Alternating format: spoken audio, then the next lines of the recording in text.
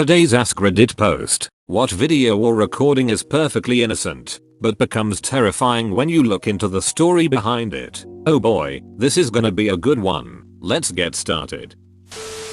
I saw a low quality video that first showed a street from the view of a balcony. Then the camera shook rapidly. Then it ended showing a mirror. I found out about this before, but the video was footage from a live stream that a 13-year-old girl recorded of her committing suicide. The camera shaking was the phone falling from her hands as she jumped off of her balcony onto the street. The phone ended up in the room because it fell back into it. Besides being rather disturbing, this incident felt a bit too personal just from reading it. Origin 1999. Mother Love by Queen. Freddie got most of the song recorded, but Brian has the last verse. At the studio, Freddie said he was tired and would finish the rest some other time. He never did, resting at home during his final days. Brian came back later after Freddie's death and finished the last bit. I'd also add the show must go on. It was recorded in one take, with Freddie being gravely ill at the time of recording. He simply downed some vodka and then began to record the only take. That is one of my favorite songs from Queen, not because it's Freddie singing but because how he was singing it. Freddie didn't even have his full singing range in it, but his emotions were so much over it that it radiates his feelings. It's a truly touching song. I think as well the lyrics also add to this. I mean, he's dying at this point and yet he's singing the show must go on. Like he can't let the band and fans down. Actually, no. This song was written by Brian May, who had suicidal thoughts at the time.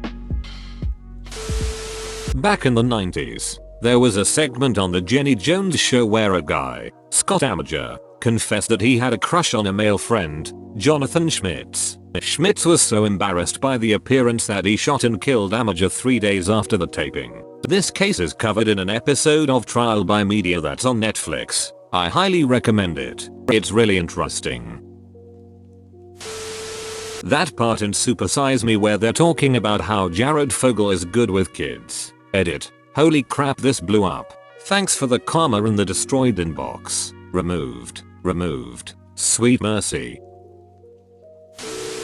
Maybe not that innocent to begin with, but extra creepy knowing the truth. A video of an African grey parrot named Bud saying don't ducking shoot. He witnessed his owner, Martin Durham, being murdered by his wife. If I recall correctly, Bud also mimicked both sides of verbal fights, alternating between a male and female voice. I believe the parrot testified in court. The wife was convicted. Edit. Bud did not testify. Sorry to get your hopes up. He was however a useful witness during the investigation. In bird culture, shooting your husband is considered a dick move. I am really appreciative for this bird person reference. It really lightens the mood as I go down this thread. Look up the Hart family crash. One of the victims was a child who had been in a viral video photo for hugging a cop during a police brutality protest, and later was murdered by his parents after years of horrific abuse. The interaction looks a whole lot more like a child desperately in need of help rather than the feel-good moment it was made out to be at the time. I just heard about this on My Favorite Murder. I had no idea, and my heart breaks even more when I think about that haunted look on that kiddo's face in that picture. Now knowing what happened, the podcast Broken Hearts goes into further detail about this. Depressing but highly recommended. Peanut butter jelly time. The guy was killed in a standoff with police and was Snoop Dogg's brother-in-law, who tried to de-escalate him during the incident. Holy shit, really? The kid partying with his dead parents in the next room. So dark. Whoa. What? Any explanation for this? Tyler Hadley killed his parents so he could party. And party he did. There are stills where he has a very haunted look in his eyes. Lemon stealing whores. The weird porn intro got big a while ago because of its bad acting and overall comedic effect, but if I recall correctly, the director got high on heroin and murdered the female lead some time after filming. Her death was never ruled a homicide, but it was also never really investigated if I recall correctly. She was brought to the hospital unresponsive and died there. It was alleged that her porn producer boyfriend pistol whipped her, and they found trace amounts of drugs in her system. but not enough to be legal. The boyfriend in question killed himself a month later, and like someone else replied, the male actor in that video has recently had a bunch of rape allegations come out against him. There are stories of him crossing the line and beating women so badly during scenes that they have to be taken straight to the hospital. Yeah, that one didn't age so well. Not even just recently. For Dean, allegations of abuse have been coming out about him for years now, and he keeps getting work, and it keeps getting worse. Dr. Nasser's sports medicine videos. He's one of the docs for USA Gymnastics and has had a ton of videos on his website of him demonstrating various sportsman techniques and treatments. It looks professional on the surface. The thing is, some of his techniques are totally made up. Some techniques he demonstrated on video he would digitally penetrate, finger, young girls in the vagina and anus. He performed these techniques on hundreds of young girls under the guise of it being for their health and sometimes directly in front of their parents. Sometimes while aroused. Watch Athlete A on Netflix if you want the story on this scumbag. Next door neighbor security footage of a disturbingly calm Chris Watt loading up his work truck in the morning with the bodies of his recently strangled pregnant wife and 2 young children. To dispose of them. Absolutely ducked up. In a recent interview he said the kids were still alive in that video and took their lives at the dump site. That's ducking terrible. Tommy Cooper death on stage. People was thinking he was still acting when he collapsed on the ground dead. For a heart attack. Edit. Grammar. Tommy was a brilliant performer who was deliberately amateurish and had things go wrong as part of his routine. So when he died, many thought it was part of the show.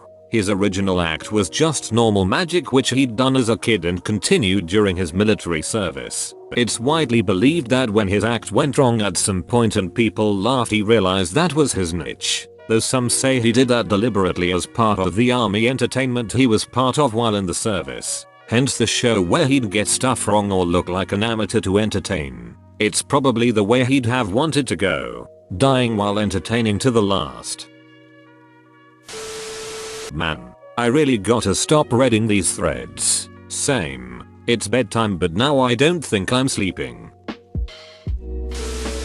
Pretty much every celebrity photographed with Epstein and Maxwell. Edit. Well, that got bigger than I expected. I'm not saying that everyone that's in the little black book or photographed with them is a pedophile. But I think a lot of us have looked at the list and thought, oh god, not this celeb I adore. 2. And let's face it, we'll probably never know for sure. Prince Andrew has left the chat. Asterisk. I was never in the chat. I don't sweat. Double quote. But the photo of you is right here. How can you explain that? I can't. I was hiking the Appalachian Trail in high school and our guide told us a story about someone that got filmed sleeping on the trail with their camera, but the thing was they were hiking alone. They didn't see the footage until they got home, so they had no idea how long it went on for. That's ducking terrifying. It's an urban legend you tell aprons every campfire. TF is an apron. Around. Sorry, typo. Any of the recordings of Jim Jones at his interracial church. If he had been hit by a car before he went to CA, he would have been looked up to as one of the early civil rights activists. It's crazy to me how someone who was calling for unity between people could end up as one of the most awful cult leaders in recent history. Hitler was a vegetarian and Nazi Germany instituted some of the first animal abuse laws ever. Bad people do good things sometimes. Definitely broken clocks right twice a day type of thing. The family movie The Adventures of Milo and Otis. It's a live action movie about a dog and a cat. The filmmakers abused the animals. Even killed some in order to get their shot. Or I watched that movie as a kid, they even broke a kitten's paw intentionally to make it walk unsteadily. Many kittens and puppies drowned while filming the river and waterfall scenes. They just kept replacing them. The video of the Boston Marathon bomber going to a supermarket to casually buy milk after blowing up 2 homemade bombs at the race. Fuck him. Years ago I was running and a guy caught up to me. He told me he'd been following for a couple miles and was hoping I would keep him company for a while. then proceeded to tell me that his wife had done the Boston Marathon and they heard the explosions from a few blocks away and thought they were fireworks and cheered. He had asked me to run with him for a while because he was dwelling on it that day and needed to talk to someone. His wife had been avoiding running and he wasn't used to running alone. Normally I get creeped out by people who talk to me while I'm running, but he was just a sad guy with PTSD. I felt bad telling him it was the day after my wedding and we were on a boat tour in Hawaii and learned about it when it started to rain and we were taking shelter, and my husband checked his phone and saw the news about the bombing. I was down there an hour before it happened, and I got freaked out by how closely packed the crowd was, and these two kids with backpacks pushed past me, not them, and I thought how easy it would be to bring a bomb in there, and decided to get the F out of there. I ended up watching the race at the last mile marker for like 20 minutes, met my friend after he got off work, and got a seat at a local bar for a beer. Right as we took our first sip, people's phones started lighting up. We didn't hear anything because we were inside, but we could see the smoke as we walked across the bridge to Cambridge. I hate crowds more than ever now. My 3 friends and I were all hungover and couldn't get our acts together all that morning. Late getting to the train. Had to go to another station when the lot was full. We got off a few stops early at Haymarket. One of our comrades couldn't be on the train anymore, with the intention of having one drink somewhere and then heading to the finish line. Once again, couldn't get our act together, realized. Thankfully we needed to order some food to cure ourselves if we were going to move. Then our phone stopped ringing. We had just told all our loved ones that we would be at the finish line. We all just stared at the TV screens in the bar in silence.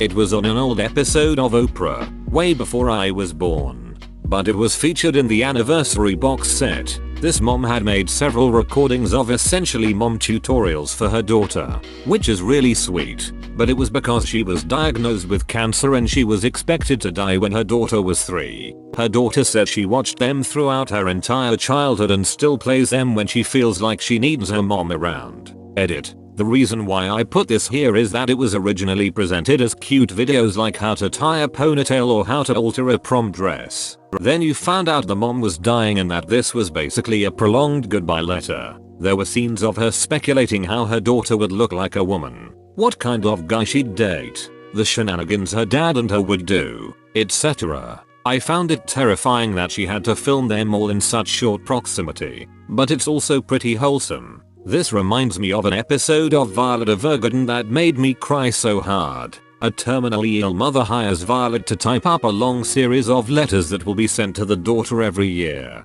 from childhood up until she's old. I haven't actually moved past this episode because it was so gutting. Fuck. That episode made me bawl my eyes out for like an hour straight. Fucking tore me apart. I actually didn't finish the rest for like a good month. Up until that episode, parts of the show made me choke up and then that one finished me. First time a piece of film made me cry since I watched Grave of the Fireflies. That weird shit Kevin Spacey posted on YouTube after he got cancelled. Link S. Why the duck am I reading this? Continues reading. How about the kid crying while getting a hug from a cop? He's wearing a free hugs sign that his physically and mentally abusive mothers forced him to wear to a Michael Brown rally. Years later they drove off a cliff with their whole family in the minivan. They'd been abusing their adopted family for years prior. Not a recording, but a pretty terrifying picture that gets circle jerked all over the internet without the real story. Reddit. Devonte Hart if anyone is wondering. Edit. It was a Michael Brown rally. He and Eric Garner's deaths were only weeks apart. I shouldn't have gone from memory on that. Edit. Hey AskReddit. Just so you know, there are about 40 people in this thread that want you to know about a podcast called Broken Hearts that is about the murder-suicide. Another tragic part of this story is why they were up for adoption. 3 of the children were biological siblings. Jim's mother lost custody due to her cocaine addiction. They were taken in by their aunt, who took good care of them. They were well fed, new clothes, and the aunt even moved into a larger house to accommodate the children. One day she gets a call from work that she has to come in due to an emergency. She let her sister, the mother, look after them for a few hours while she was away. That's why they took the children away, because she let them alone with their mother who was not even high during those hours. If you think that children are better off in foster care than in a loving home of a family member because of one mistake done out of necessity, then you should not be in child protective services. One day I saw a news report on a woman's body dropped in a lake. The police were still looking for the body. They interviewed a man who said that could have been someone's mother. A few hours later they find out the body was that man's mother. That's sad shit, man. Ferris Bueller's Day Off. When you find out Jeffrey Jones, who played high school principal at Rooney, was convicted of possession of child pornography in 2002. I don't think I'm telling my father, who loves Ferris Bueller's Day Off, any of these facts. Edit. Changed either to any. George Carlin's special I Kinda Like It When a Lot of People Die filmed on the 10th of September, 2001. I knew about the special but I didn't know that was the name. He also name drops Osama bin Laden in that special too if I recall correctly. Worth noting that Osama bin Laden was already well known to people prior to the 11th of September, so it's not that crazy. There's a film called The Beastmaster. The titular Beastmaster has a large black panther that is just a tiger painted black. Apparently the black paint was toxic, and the tiger died as a result after filming concluded. I suspect that one is an urban legend. I've never found a reputable source for it. Tears in Heaven. Eric Clapton. It's a song written to his 2-year-old son who died after falling 53 stories out an apartment window that had accidentally been left open. The child's mother was Lori Del Santo, an Italian showgirl. At the time her and Clapton were already divorced, and she was pregnant with her second child from another man. In 1999 she had a third child, Lauren, who killed himself in 2018. Her entire life has been nothing but tragedy. Not sure, but the video Lil Peep's brother posted, thinking his brother was just really high. Kid was turning blue and struggling to breathe, but it looked like he was nodding out. Edit. Remembering this more clearly now, it was Bixie, and he made a post saying something like he was like a brother to me, etc, etc. I'm about as far away from Lil Peep's demo as anyone can be, and I didn't know who he was. The video just haunted me. I came to his music posthumously, and the kid had some serious talent, just couldn't outrun his demons. That was not his brother. He was on a tour bus. That was another artist who made the video. Bro, you actually watched the whole video. I'd give you a high five if I was a human. Make sure to click the like button and subscribe for more great content. See you next time.